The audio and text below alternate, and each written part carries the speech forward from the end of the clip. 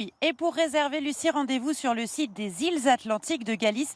Attention, un petit conseil, en ce moment en été, les places partent très très vite, donc il vaut mieux s'y prendre 2-3 semaines à l'avance pour être sûr d'avoir une place et un pass pour accéder à ces îles CS. Et on sait tout grâce à vous. Merci beaucoup, Marie.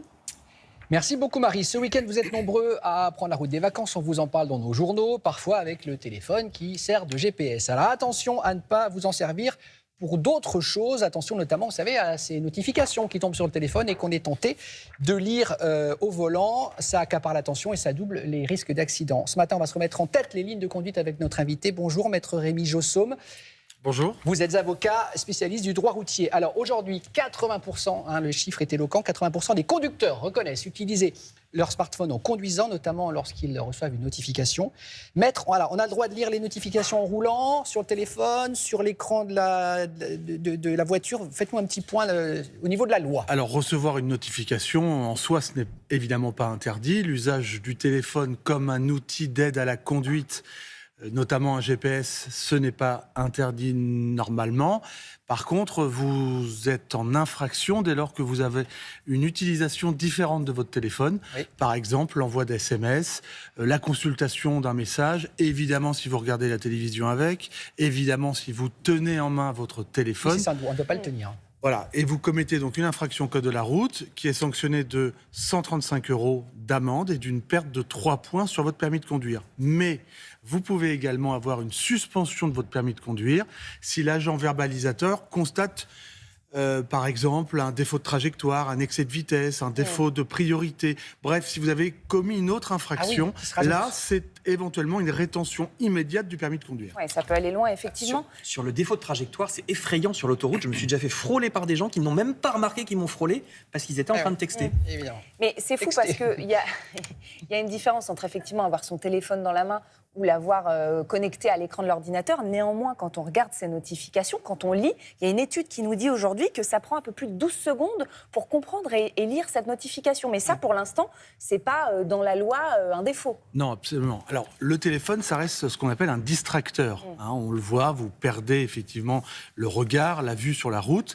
Et l'étude démontre, et c'est assez effarant, que le fait de recevoir une notification va porter votre attention pendant environ 13 secondes sur votre téléphone.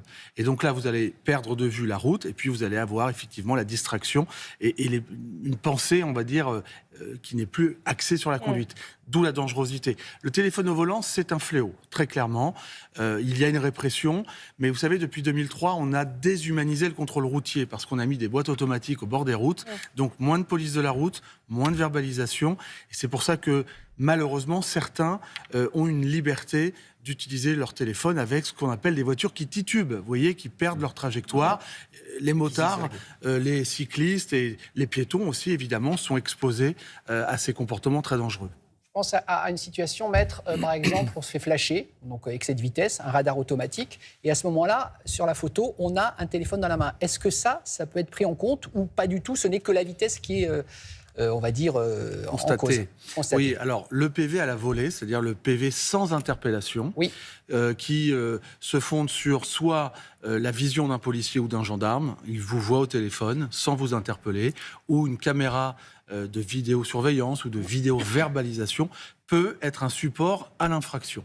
Et vous allez dire, tant mieux, il y en a de plus en plus. Oui. Il y en a de plus en plus parce que, là aussi, comme je le disais, il y a des comportements qui sont de plus en plus déviants avec le téléphone. Et c'est un élément aggravant dans ce qu'on risque ou pas, le téléphone? Alors ça l'est, notamment récemment avec l'homicide routier qui vient d'être voté par le Parlement. Malheureusement, s'il y a des blessures ou un homicide routier, l'usage du téléphone devient une circonstance évidemment aggravante puisque vous commettez une infraction qui a des conséquences directes sur la vulnérabilité d'une personne. Qu'est-ce que ça donne aussi quand on a le kit main libre ou les oreillettes? Parce qu'on parlait du téléphone visuellement, du fait de lire. On sait que parfois dans les voitures, on peut avoir un appel qui est directement connecté à la voiture. Parce qu'on peut être distrait quand on répond à quelqu'un au téléphone. On peut aussi, et puis on peut se mettre des oreillettes dans les oreilles. On ne se met pas d'oreillettes dans les oreilles parce que c'est interdit. Ça, c'est interdit. Voilà, ce qu'on appelle les kits main libre, filaires ou non. Ça, c'est strictement interdit. Et beaucoup l'ignorent d'ailleurs. On en voit énormément qui ont la petite oreillette sur l'une ou sur les deux oreilles. Ça, c'est strictement vraiment interdit. Ce qui reste autorisé, c'est le kit, j'allais dire Bluetooth, qui est intégré dans le véhicule, voire le haut-parleur du téléphone.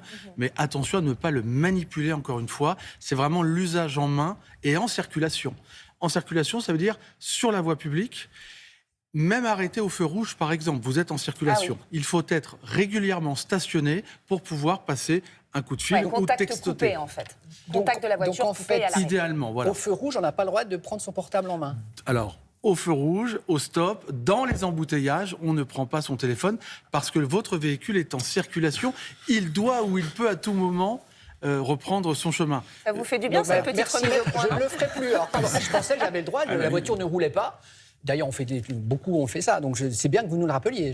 Ah oui, vous pourriez être verbalisé, en effet. Ah ouais. Alors ça peut être effectivement parfois un peu excessif si vous êtes mais légalement, immobilisé, on a le droit mais d'être- légalement, c'est ça. vous êtes en infraction si vous prenez votre téléphone dans les embouteillages et vous textotez, par exemple. Et vous, quand vous traitez ces dossiers sur des infractions routières, qu'est-ce qui revient le plus en lien avec le téléphone quand il y a des problématiques ? Les gens, principalement, veulent évidemment éviter la perte des points, donc ils vont organiser une défense autour de cela. C'est une infraction qui est très difficilement contestable. Pourquoi ? Parce qu'il faudrait rapporter la preuve contraire. Et quand vous êtes tout seul dans votre véhicule, quand bien même l'agent peut se tromper parce que vous avez utilisé votre téléphone pour toute autre chose, eh bien, vous n'allez pas pouvoir le contester devant un tribunal. Et encore une fois, j'insiste sur le fait que les gens pensent, par exemple, que regarder l'heure, regarder la météo, c'est interdit. C'est vraiment l'usage du téléphone, quel qu'en soit l'usage. Sauf, on l'a dit tout à l'heure, si vous l'utilisez comme un GPS ou un outil Mais d'aide on à ne la trifoule conduite. pas le GPS pendant qu'on est en train de rouler non plus, du coup. Non, parce que là aussi, vous pourriez commettre une Oui, infraction. parce que parfois, ils vous demandent le GPS si vous voulez prendre un autre itinéraire, donc on a tenté de dire oui. Alors là, vous pouvez, évidemment, s'il est fixé, vous avez le droit d'utiliser votre téléphone. Ce que vous ne pouvez pas le faire, c'est le prendre en main ou l'avoir sur le genou. Il y en a, vous le voyez de temps c'est à vrai. autre, qui l'ont sur le genou comme cachez-vous, un Damien, outil cachez-vous. de navigation. Voilà. Bon, bah, au moins, Merci. ça lui a remis les idées en place. Maître Rémi Jousseau, merci d'être venu ce matin. Merci à vous. À mon avis, vous avez évité à pas mal de nos téléspectateurs qui sont peut-être vacanciers dans quelques heures de se prendre une prune. Sur la route des vacances, ça fait Fais jamais plaisir. attention, un on accident. touche pas au Et d'avoir téléphone. un accident, évidemment, Frédéric. Merci beaucoup, Maître.